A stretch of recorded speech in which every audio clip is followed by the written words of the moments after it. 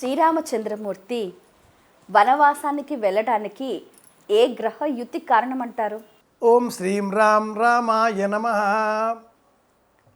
ముహూర్త నిర్ణయం వశిష్ఠుల వారు చేశారు. సుమంత్రుడు ఆమోదించాడు. దశరథునకు గల 8 మంది మంత్రులు అంగీకరించారు. సభలో ఉన్నటువంటి సమస్త లోక ప్రజానీకం ప్రతినిధులు అందరూ హర్షధ్వానాలతో ఆమోద ముద్ర వేశారు. రేపే పట్టాభిషేకం. వివాహం అనంతరం కొద్ది కాలం ఆనందంగా అయోధ్యలోనే ఉన్నటువంటి భరతుడు, శత్రుఘ్నుడు, యుధామన్యువు వారి మేనమామగారింటికి వెళ్ళి 12 సంవత్సరాలైంది. ఇంత సుదీర్ఘకాలం అయోధ్యలోనే సీతా సమేతుడైన రాముడు, ఊర్మిళ సమేతుడైన లక్ష్మణుడు ఇక్కడే ఉన్నారు. ఒకరోజు రేపే ముహూర్తం పట్టాభిషేకానికి అంటూ దశరథుడు ప్రస్తావన చేసినప్పుడు సభికులు హర్షధ్వానముల చేత అంగీకరించారు. రేపే నక్షత్రం, రేపే దశమి. ఇలాంటి అద్భుతమైన ముహూర్తం మరి పట్టాభిషేకం కాకుండా వనవాసం రావడానికి ఏ గ్రహాలు కారణమై ఉన్నాయి? ముహూర్తం ఇలాంటిది, ఇది సరిగా సంకల్పపూర్వకంగా అవుతుందా కాదా అన్న జ్ఞానం, ఆలోచన వశిష్ఠుల వారికి లేదా?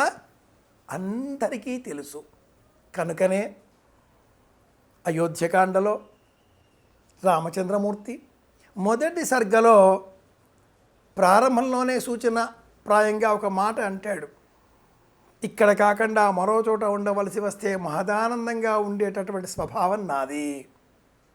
ఇల్లాలితో పట్టాభిషేక నిర్ణయం అయిన తదుపరి దశరథుడు రాముల వారిని తన భవనానికి రప్పించి పిలిపించి,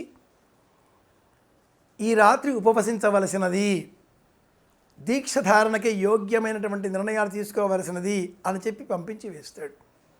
సభలో పట్టాభిషేకం నిర్వహించే సందర్భంగా ముహూర్త నిర్ణయం చేసిన దశరథుడు కౌసల్య ఇంటికి వెళ్ళాలి.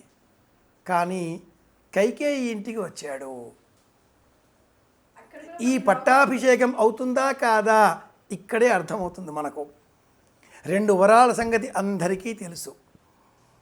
తన అంతఃపురానికి వచ్చినటువంటి రామచంద్రమూర్తిని చూచి సీతాదేవి సంతోషిస్తుంది. ఇంతలో మళ్ళీ వార్తాహరుడు, తండ్రి గారు రమ్మంటున్నారు. రామచంద్రమూర్తి అడిగిన మొదటి ప్రశ్న, పట్టాభిషేకం ఆగిపోయిందా?